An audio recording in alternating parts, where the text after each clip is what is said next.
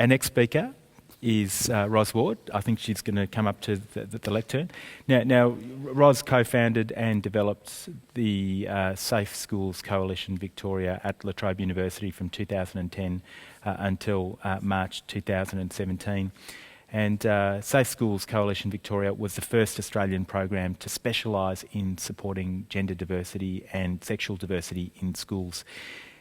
Through research-driven resources, teacher education and policy advocacy, the program promotes practical measures for creating and affirming inclusive learning environments for same-sex attracted, gender diverse and intersex students, staff and their families. Would you please welcome Roz Ward?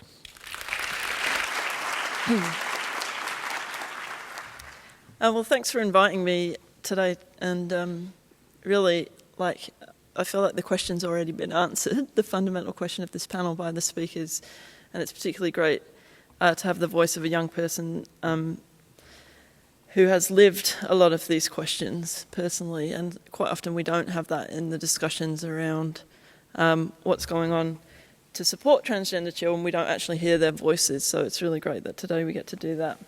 I'm just going to focus on the work that we've done in schools and some of the issues there. A lot of the work we've done is incredibly positive. And I would like to just start by saying that we've worked at Safe Schools Coalition since 2010 with over 100 transgender and gender diverse children.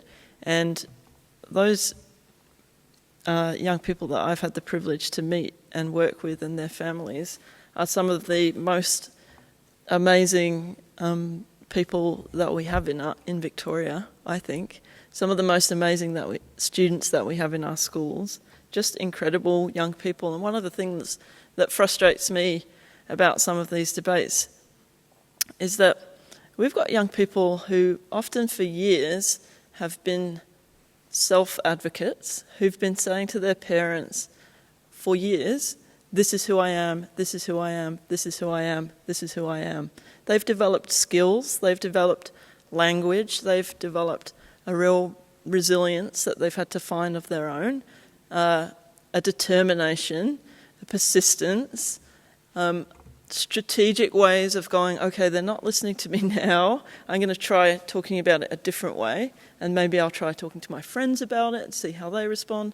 Like amazing sets of skills and knowledge that they've put into practice that I think that these young people then can be streets ahead of other young people who've never had to go through that experience. And one of the things that we say to schools is, imagine the potential of this young person if they can just relax and forget about battling around who I am and my gender, and everyone just goes, okay, cool, you're a girl, we'll just move on, that they can use all of that stuff that they've developed and those skills and that knowledge and that determination to do things for the world, which often they want to do, and how much better a society we would live in if those young people could focus all that energy on doing things for other people as well as the things that they've been able to do for themselves.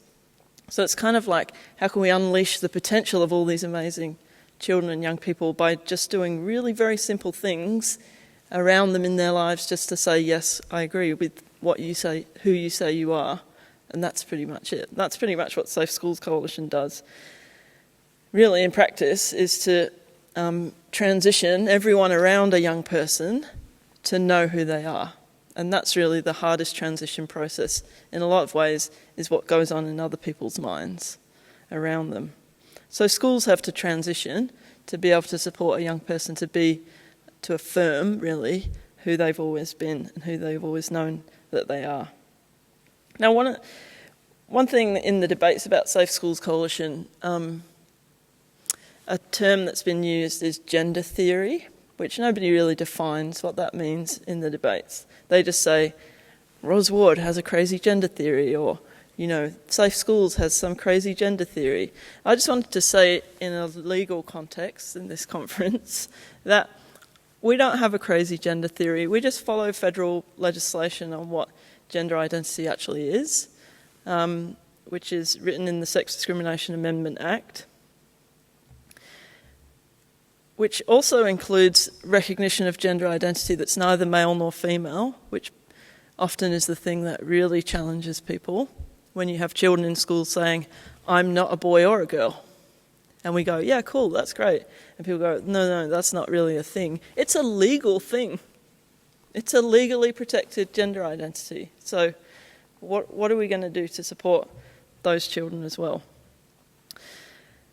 At La Trobe, where I work, where Fiona works, we've done some research into the experiences of young trans and gender diverse people, which shows that they're living in a very hostile environment where they experience a lot of negative abuse, transphobia. And obviously, although we have to draw out this connection sometimes, that has an impact on their health and well-being, particularly their mental health and well-being. So the research that we did at La Trobe was funded by Beyond Blue because they recognise as well that there's a connection between depression, anxiety, etc., and experiences of discrimination. That's very widely accepted now as a framework for the kind of things that we want to do.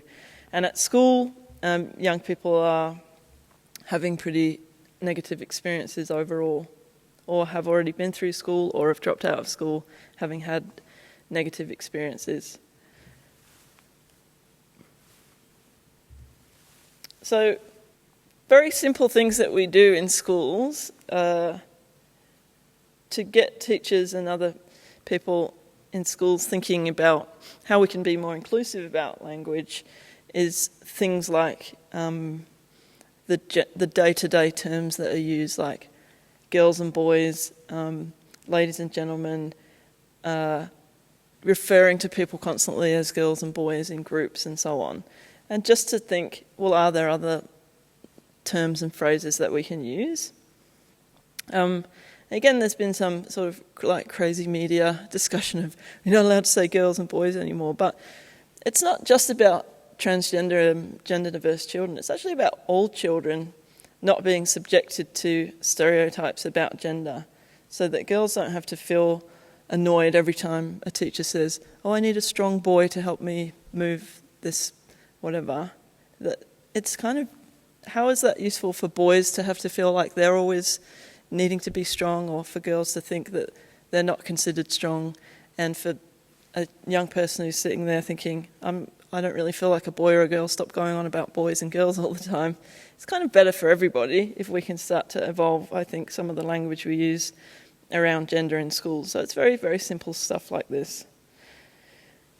When we support individual students,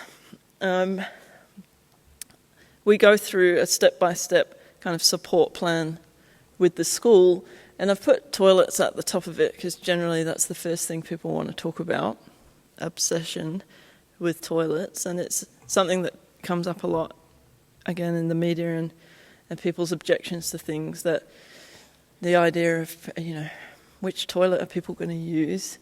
Sometimes I do wonder what society's obsession with toilets is. I go, really, that's what we want to talk about? And often we just have to say, put things in very simple terms like, well, this student is a girl, so why is she using the girls' toilet? It's because she's a girl. That's it. It doesn't have to be any more complicated than that, really. And if that's challenging for other people, then we can talk to them about why they find that challenging, and we can ask them, what can we do to make you feel more comfortable about this situation? And we can do some very simple things, like Izzy talked about, to educate them about what it means to be transgender, how important it is to be fully affirmed in every area of your life. Otherwise, you don't feel like people actually do accept you. If you're the only girl who can't use the girls' toilets, it's a bit odd around your female friends for you to stop at the door and be like, oh, sorry, I can't come in with you because I'm not allowed, I have to use that neutral gender toilet over there. Well, most people can understand that that's going to cause an unnecessary stigma and a daily experience of feeling different when you shouldn't have to feel different in that way. So we also look at things, practical things that are often gendered quite rigidly in schools, like uniforms, the suggestion that you could just have a uniform policy that just says all of the different things that are in the uniform, and if you're wearing those things, then you're in uniform. Seems groundbreaking to some people, but to me, really seems very simple. And often we get a response of things that are traditional or how they've always been done, and I think it's worth asking sometimes, like, what's the inherent value in tradition in this case of boys have always worn this uniform and girls have always worn this uniform at this school for however many years. It's tradition. Well, what's the value of tradition compared to the value of young people feeling comfortable at school and happy to be there and not like feeling like they want to rip off the uniform that they don't feel very comfortable in all day, not being able to concentrate, not being able to learn, not really wanting to come to school? Weigh that up against tradition, I don't know. To me, it doesn't really make much sense. I can answer questions about other things in that list. I want to make sure that people have time to get into the discussion. I'll just say some of the key challenges going forward. That there's still the debates about the future of safe schools, and the national program will be wrapping up on the 1st of July this year. And in Victoria, the program is now integrated in the Department of Education.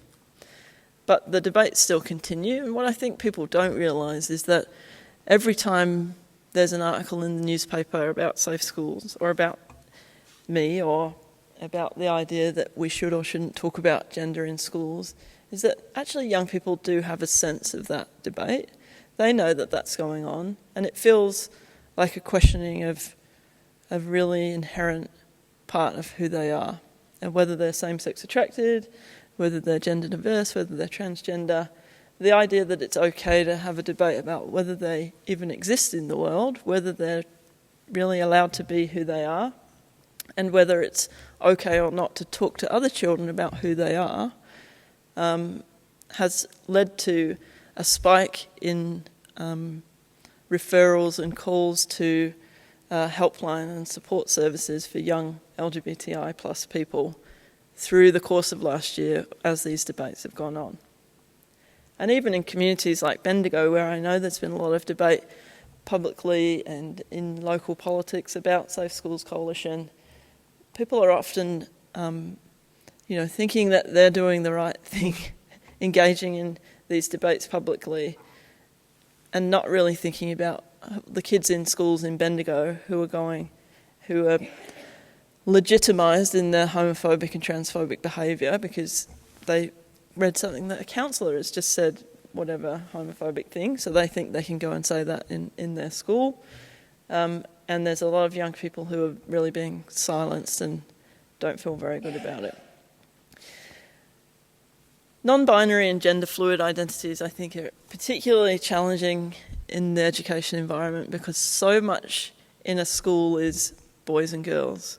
The language, the uniforms, the toilets, the changing rooms, the discussions about people's lives, the expectations often, and there's a kind of clash sometimes between certain theories of education and development and other theories about gender and identity that don't necessarily fit together. So you still have a lot of discourse in education about the way that boys learn, the way that girls learn.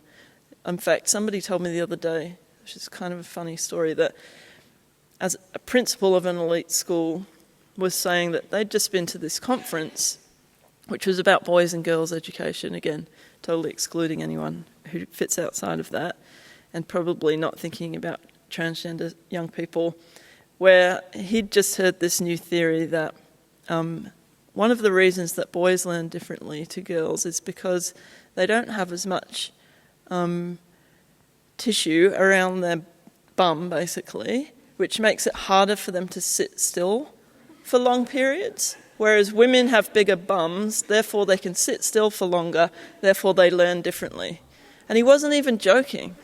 This is like some cutting-edge education conference thing that there's some professor saying this is the latest research.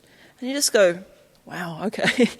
That's And then we've got transgender and gender diverse kids, and then we're going to start looking at their flesh on their bums. It all gets a bit crazy, doesn't it?